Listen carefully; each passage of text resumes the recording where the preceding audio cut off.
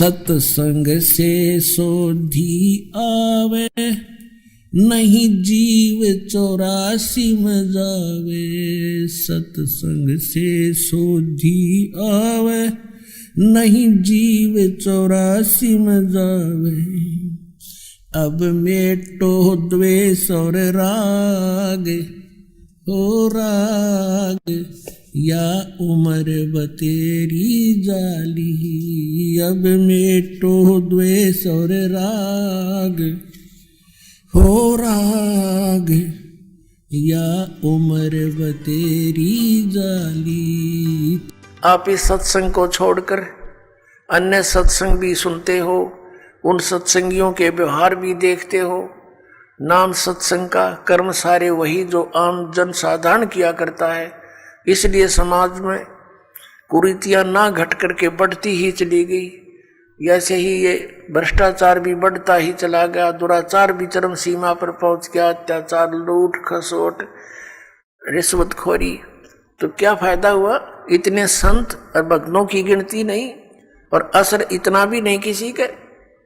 कारण क्या है कि वो संत नहीं, और संत के आदेश बिना विकार छूट नहीं सकते। संत का वचन में परमात्मा की दया होती है, उसके ही वचन से, उसकी सत्संग सुनने से प्रभाव बनता है।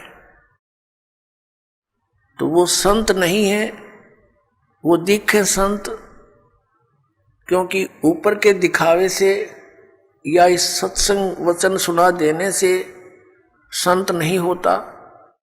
संत के बहुत ही ज्यादा गहरे जो लक्षण होते हैं, वो जन साधारण की पहुंच से दूर होते हैं। एक तो संत का ज्ञान से पहचान होता है, संत की और असंत की उसके वचनों से, उसके सत्संगों से पहचान होती है। और सदग्रंथों में तो और भी बहुत सी पहचान बताई है कि उल्टे लटके हुए संसार रूपी वृक्ष को जो भिन्न भिन्न बता देगा, स वेदवित वो तत्वदर्शी संत है।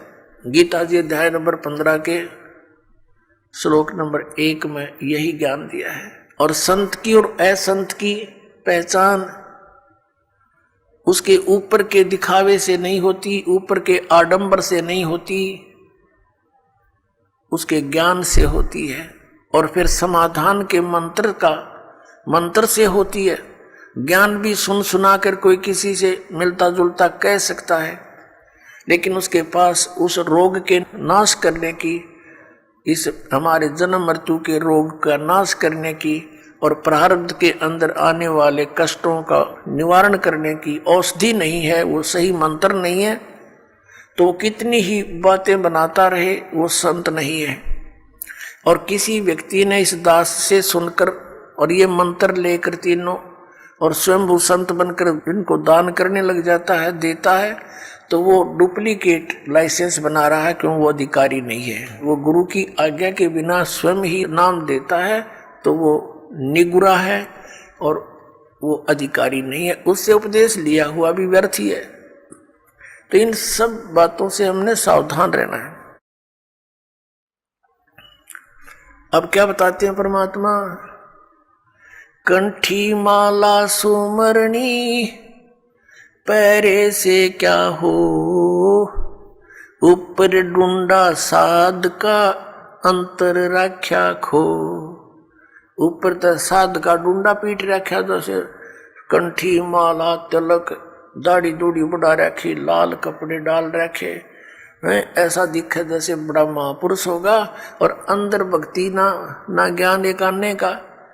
कहते ऊपर डूंडा साध का, ऊपर लोग दिखावा तिसा दिखे, भाई कति आदमी ने सोचा भगवान से मिल रहा होगा, और अंदर खख नहीं उसके।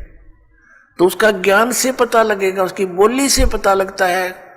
जैसे धर्मदास जी को जब ज्ञान हुआ, आदरणीय धर्मदास साहिब जी को, और परमात्मा उनसे बिछुड़ गए थे, उसके वियोग में संतों से मिलते थे और उन संतों से प्रश्न करते थे वो कि ब्रह्मा विष्णु महेश के माता पिता कौन है। गीता जी अध्याय नंबर 18 के श्लोक नंबर 62 में जो गीता ज्ञान दाता किसी अन्य भगवान की शरण में जाने को कहता है, वो भगवान, वो परमात्मा कौन है, तो वो उसका जवाब नहीं दे पाते थे। वो वही बोली बोलते थे जो पहले बोला करते थे, ये तो अजरो अमर है, सर्वेश्वर है, महेश्वर है। तो उठकर चल पड़ता था कि ये संत नहीं असंत है। तो संत और असंत की बोली से पता लगे। कबीर परमेश्वर जी कहते हैं, खरना होवे केहरी कबहू, सिंह की खाल उड़ाए। यदि गधे को सिंह की यानी शेर की खाल पहना दी, ऊपर का कवर उसका, वो उस मात्र से सिंह नहीं बन जाता, शेर नहीं बन जाता। दिखता शेर है बिल्कुल।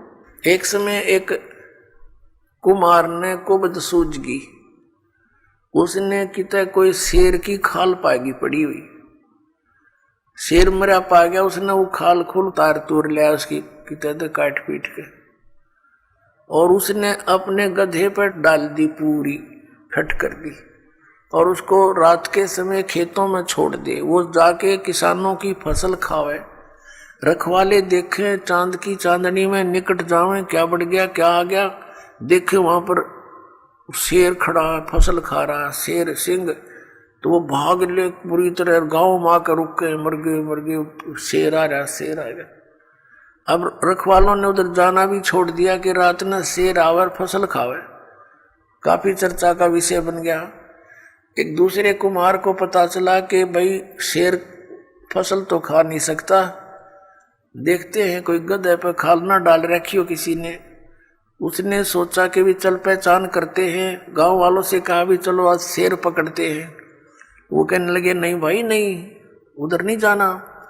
वो कहने लगा भी चलो तुम मेरे साथ चलो, वृक्षों पर बैठ जाना ऊंचे चढ़कर। वो 2-4 गधे ले गया अपने, और जहां वो शेर आता था उसी के आसपास वो गधे छोड़ दिए, और वो बैठ के ऊपर वृक्षों पर। अब डर उसको भी था, कुमार को भी कहीं सचमुच एक शेर ना हो, चलिया तो पहचान हो जाएगी, बेगा गधे ने खा लेगा और क्या होगा। तो थोड़ी देर के बाद उन गधों ने अपनी बोली बोली, हू करने लगे। वो शेर भी ला गया हू करने, वो आया भाग गया, और उन गधों के पास आकर हू करता करता खूब मस्ती में उसकी वह खाल उतर गई ऊपर तक, और गधा का गधा। तब रखवाले उतरे, अरे सचमुच ही तो गधा है, उसको मार को धमका निकम्मे तने यो के जुल्म कर दिया। तो पुण्यात्मा परमात्मा कहते हैं कि गधे की और शेर की पहचान उसकी आवाज से होती है।